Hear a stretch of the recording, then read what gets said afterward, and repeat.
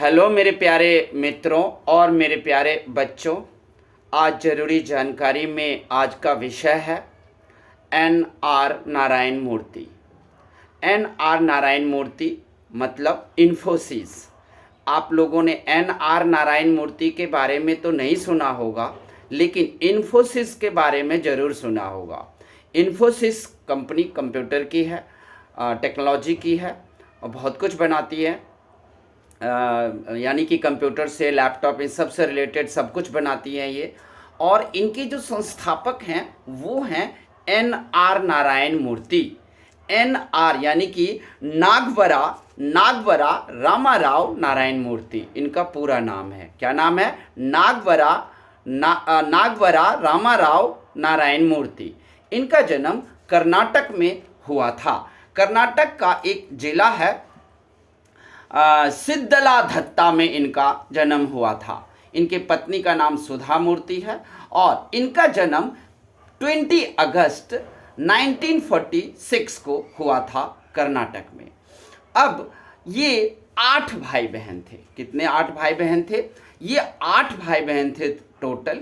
इनके माता पिता बिल्कुल गरीब थे, इसलिए सभी बच्चों को ऊंची पढ़ाई का खर्चा नहीं उठा सकते थे और ये पढ़ने में बहुत ही अच्छे थे।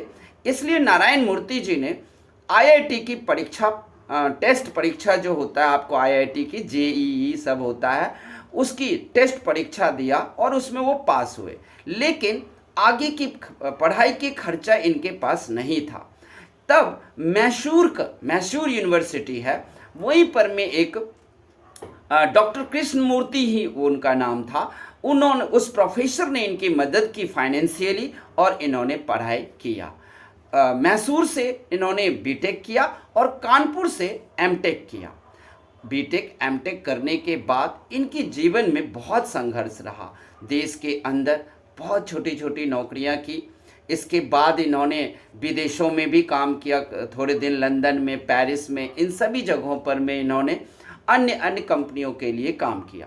पूरी दुनिया घूमने के बाद, संघर्ष और कष्ट देखने के बाद, माता पिता ने जिस हालात में इनको पाला पोसा, उन सब कुछ को देखने के बाद, हालांकि ये चाहते थे कि हम कुछ करें, और ये 10,000 रुपये अपनी ही पत्नी से उधार लिए थे। बहुत फेमस है ये बात कि 10,000 रुपये इन्होंने अपनी पत्नी से उधार मांगा, सुधा मूर्ति जी से, और फिर उन्होंने उस पैसे से इन्फोसिस की स्थापना की।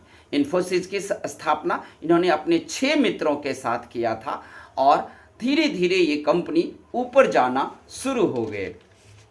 1983 में इन्फोसिस का स्थापना इन्होंने 1983 में किया था और कुछ मित्रों के साथ मिलकर इन्होंने किया था।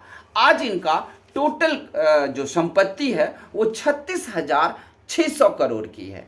कितने की है? 36,600 करोड़ की इनकी है और ये पूरी दुनिया में 69th रैंक रखते हैं रिच में, यानी कि अमीर, यानी कि 69वां ये सबसे अमीर इंसान हैं इस पूरे वर्ल्ड के, दुनिया के।